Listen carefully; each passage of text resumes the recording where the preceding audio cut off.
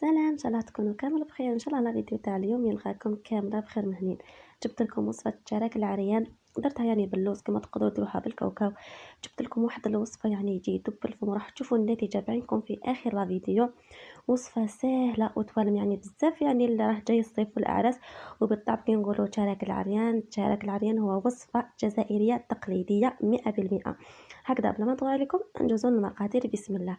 اول حاجه ندوز هنايا نحضر العقده باش هكذا يعني تقعد لي طريه. واش ندير هنايا؟ عندي 3 كيلات تاع اللوز يكون يعني مرحي رقيق شويه، مع نص كيلة تاع السكر عادي. راح نضيف لها مغرفه صغيره تاع الفانيلا، وعندي هنايا مبشور، مغرفه صغيره تاع مبشور الليمون. اللوز يحب بزاف الليم. راح نحرك النواشف ديالي. هو هنايا اللوز ديالي راه مرحي متوسط، راح نزيد نعاود نرحيه مع السكر هكذا باش نتحصل على نتيجه تكون مليحه، والحشو ديالكم جامي يبس.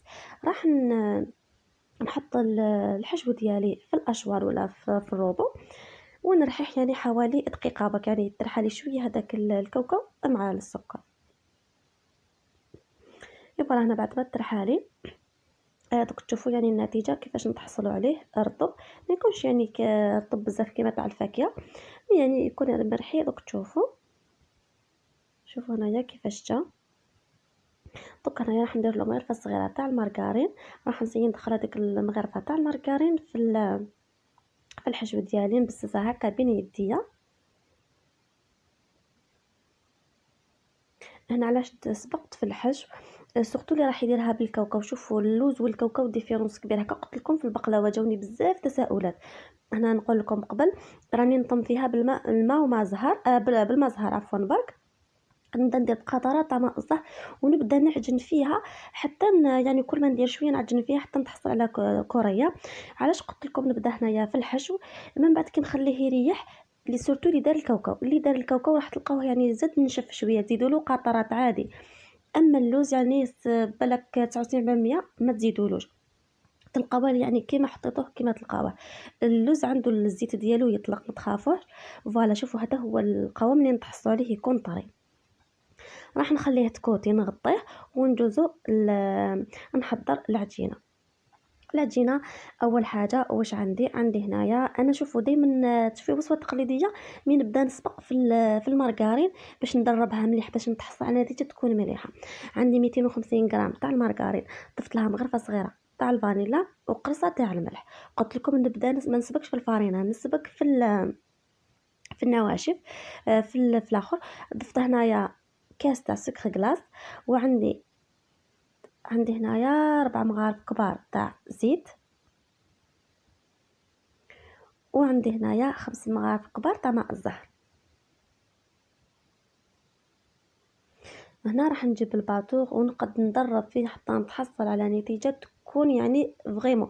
سورتو كي درنا الزيت والماء وماء الزهر لازم تدربوه مليح حتى تحسوا بني هذاك الماء كامل اختفى ولا كريمي. قلت لكم لوطوم انا باش ندير الفارينه وندير نبدا نبسس بالاخر، انا العكس نسبق في المارغرين يعني النتيجه تكون 100% نتيجه مليحه.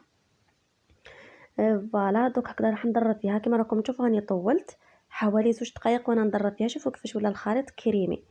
هنا راح نجيب الفارينه ونبدا ندير الفارينه ديالي تكون مغربله. وكل ما تكون الفارينه نوعيه مليحه كل ما تحصلوا على نتيجه تكون بزاف مليحه.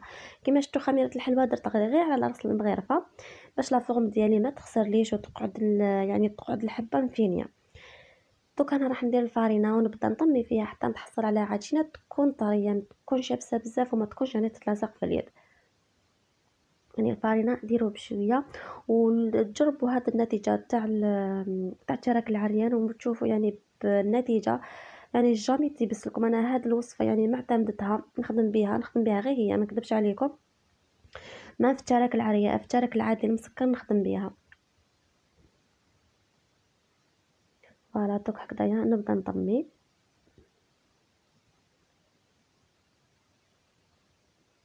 فوالا توجور تاكدوا من اليد اللي من هنا، ما كنتش تخدموا بها تاكدوا بها. فوالا شوفوا هذه هي النتيجه تكون عجينه طريه. دوك نجوزو نوزنوا الكريات ديالنا. الكورية نوزنها هنايا 35 غرام. نزيد نوزن معاكم حبه.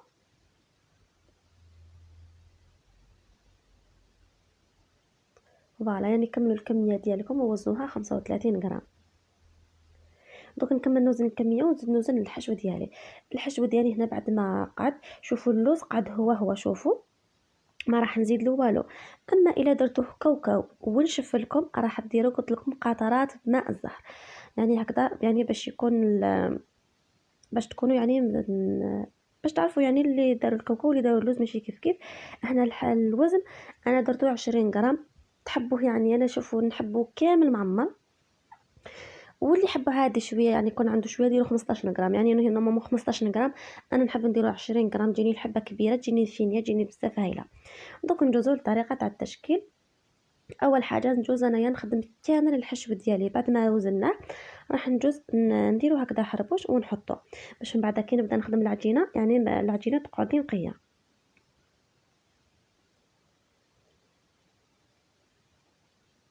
فوالا دوك نكملهم ونغطيهم دائما الحشو غطوه. راح نجيب ساشي صغيره ونبدا نشكل فيها. هنا تنزم ساشي يعني سينو ما تقدروش يعني تروليوها لاباط بزاف طريه بزاف. دونك هكذا نشكل هكا بشكل مستطيل ومن بعد نغطيها بساشي وراح يعني نحلها مليح بالحلال.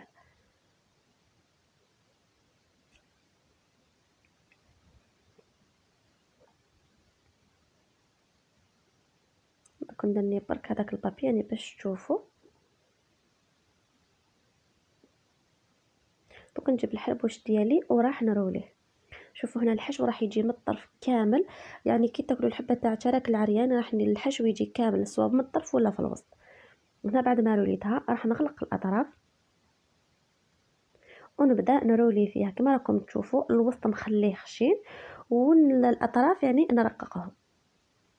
هنا لو كان تقيسوا الحربوش ديالكم راح تلقاوه 17 سنتيمتر. هذا هو الشكل. دوك انا نحطو تكوتي يعني حتى نشكلهم كامل باش نجوز ندير لهم يعني الكاوكاو اللوز.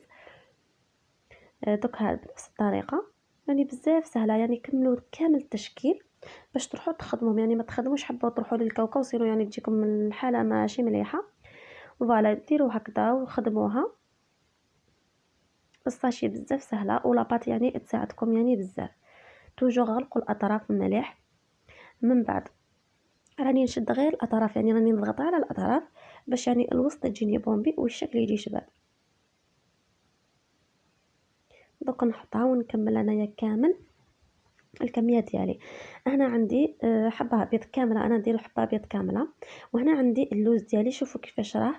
هنا شوفوا توجور كي تصيروا كي تحمصوا شويه اللوز ديروه يسخن في الفوغ من بعد تريحيوه لازم تصيروه. هذاك اللي شتو الغرباله اللي يجي فوق الغرباله اللي عينيه شويه كبار، والله ما على بالي كيفاش يسموهم هذوك السيار.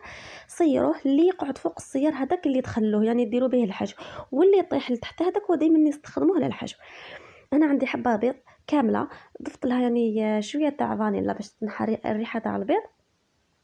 من بعد راح نجيب هنايا كما راكم تشوفوا ندير كامل التشارك في البيض ونروح نرمدو في اللوز ديالي. ولا نتوما درتو كاوكاو عادي يعني كاوكاو ولا لوز نفس النتيجه. انا سيو تفينيوها مليح كما تقدروا ديروا اللوز ايفيلي ولا كاوكاو ايفيلي كما تحبوا. دوك هنايا في سنيوه نحطها وهنايا سيو يعني فينيوها مليح. الشكل اللي حتحطوا هذاك هو يعني النتيجه اللي تحصلوا عليها. فوالا دوك نزيد هنايا حبه.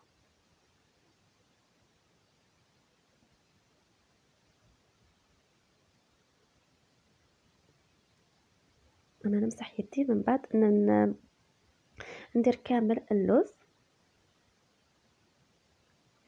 فوالا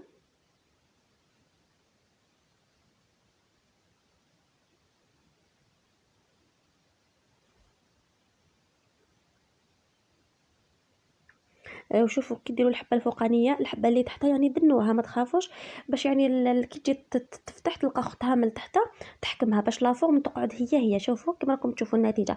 راح ندخلها للفوق على درجه 170 درجه. اللي ما عندوش 170 درجه كيما يطيب الصابلي سوا يعني الفوق ديالكم نقصوا له شويه ودخلوه يعني غير تشوفوا يعني حكموا روحه من تحت يعني شدوا روحه من تحت يعني بدا تحمر. شعلوا له يحمر حاجه خفيفه يعني اللوز ديالكم باش يتحمر ويمد البنه. وهذه هي الشكل النهائي ديالنا للتراك العريان. كما راكم تشوفوا قلت لكم الحبه تقعد هي ما تتعودش لا فوق ما تجي شابه. شوفوا في الوسط قلت لكم ديروا حبه قدام حبه كي تجي تفتح تلقى اختها، يعني دوك الرجلين من تحت ما يتفتحوش. وهنا دوك نوريكم النتيجه. شوفوا غير تحطوا صبعكم يد تفتح. شوفوا الحلوه ديالي راهي بارده ما راهيش سخونه.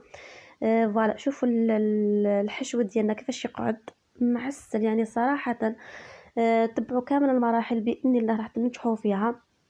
قلت لكم لاباط ديروا بهذه الطريقه، صبغوا في المارغرين ما تصبغوش في الفرينه وتشوفوا النتيجه بعينكم. ونتمنى الوصفه تاع نهار اليوم تنال اعجابكم وان شاء الله تجربوها وتنال اعجابكم. ويعني اي استفسار اي ملاحظه يعني اكتبوا لي، ولا يعني كاين يبعثوا لي في الانستغرام ولا الفيسبوك يعني نرجع لكم، واللي ما عندوش يعني يبعث لي في التعليقات نرجع لكم كامل. وهكذا ما عليا غير نقول لكم الى الملتقى ان شاء الله ومع السلامه.